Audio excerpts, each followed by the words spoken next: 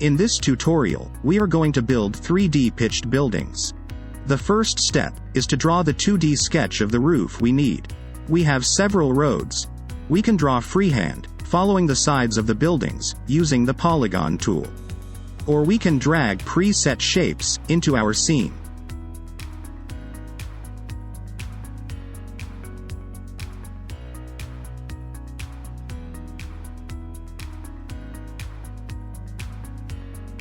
Once we have completed our sketches, let's select one of them.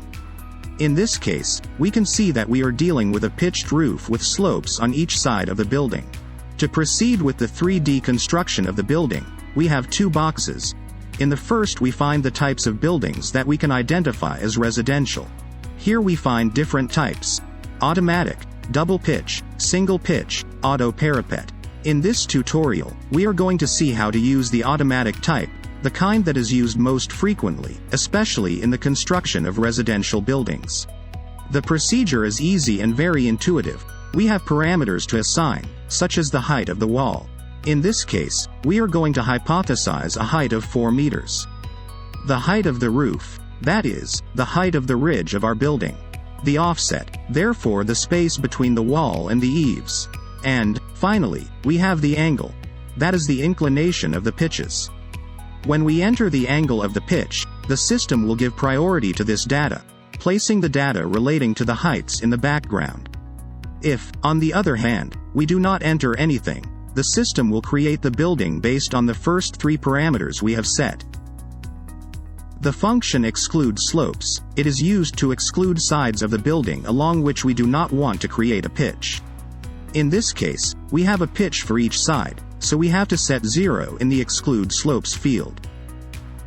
At this point, we can create the construction.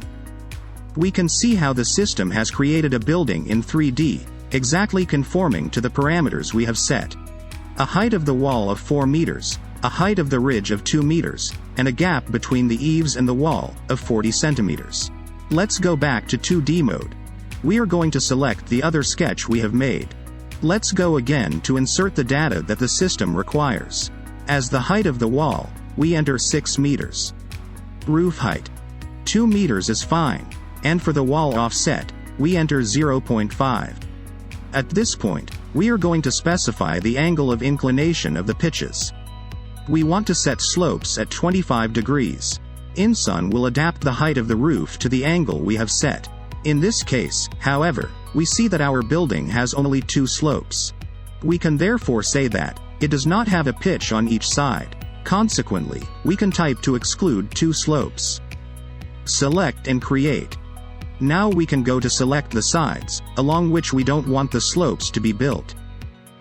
inSun automatically creates the building, with the parameters we have assigned to it.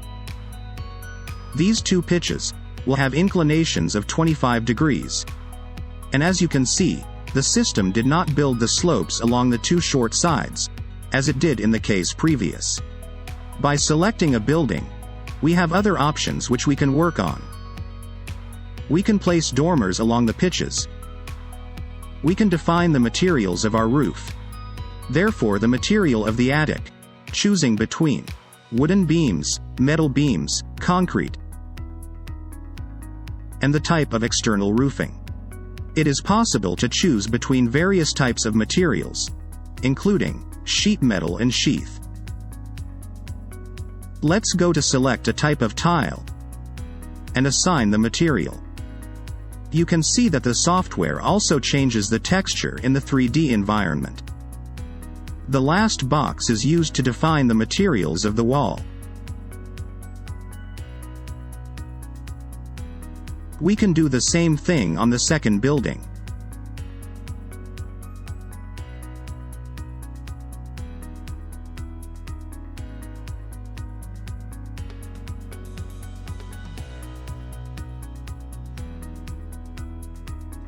By selecting a building, we also have other functions available. We can, for example, go back to the main sketch of the structure to modify it. Then clicking on Go Back to Construction, the system recreates the 3D model. Or we can go back, at any time, to redefine the parameters of our building. Returning to the 2D view, we discover another very important function. By selecting a building, we can activate transparency. With this function, it will be easy to identify any obstacles present on the roof.